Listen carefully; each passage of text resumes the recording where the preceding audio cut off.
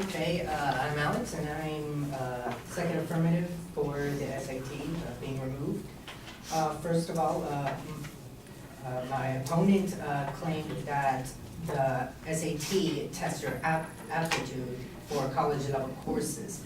Now, that's a thing, because aptitude does not equal academic ability.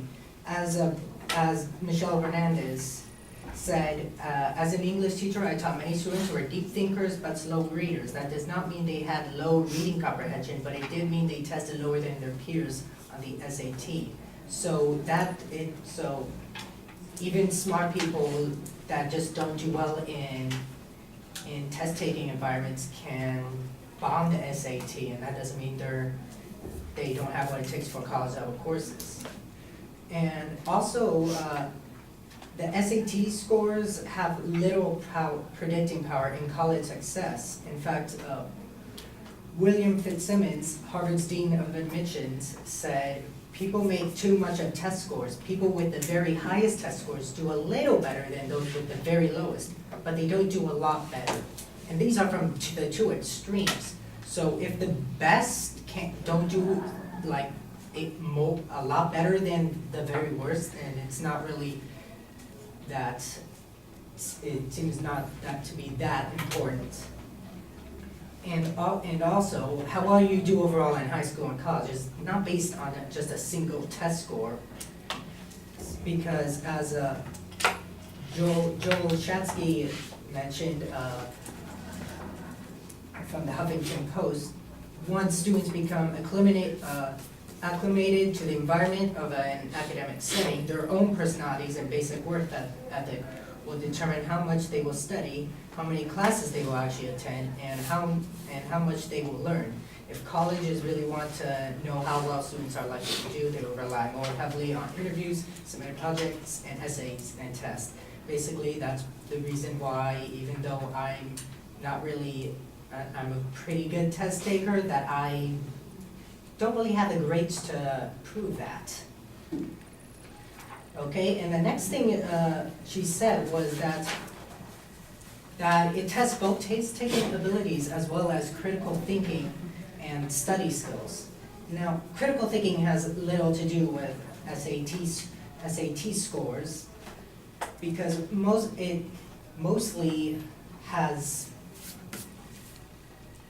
doesn't really have to do with how well you know it. It really depends on how good it looks. Like, for instance, David Coleman, president of College Board, invited a guy named Les Perelman, then director of writing at MIT. Perelman had been conducting research that highlighted what he believed were the inherent absurdities in how the essay questions were formulated and scored. His earliest findings show that length, more than any other factor, correlated with a high score on the essay.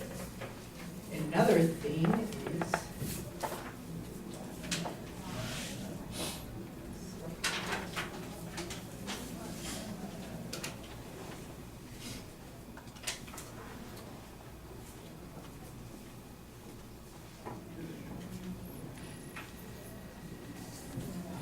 that Perelman also said that he coached 16 students who were retaking the test after having received mediocre scores on the essay section.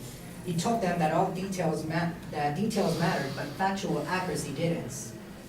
You could tell, for instance, he said that you could tell them the War of 1812 began in 1945, and he encouraged them to speak in little used but fancy words like plethora or myriad, and to use 2 or 3 pre-selected quotes from prominent figures like FDR, regardless of whether they are relevant to the question asked. 15 of his students scored higher than a 90th percentile on the essay when they retook the exam. So that does not really have to do with critical thinking and how well you write. It just matters how many big words you know, and doesn't even have to do with the test. It just put them in there, speak a little on, it will be great.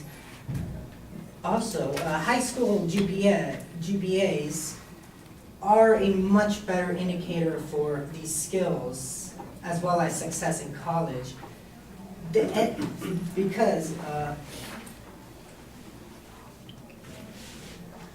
William Hess, former Bates College admissions dean, said in a Time magazine, published results of a study of 123,000 student records from 33 colleges, and the conclusion he reached was that high school GPA, even at poor high schools with easy curriculums, was better at predicting success in college than any standardized test.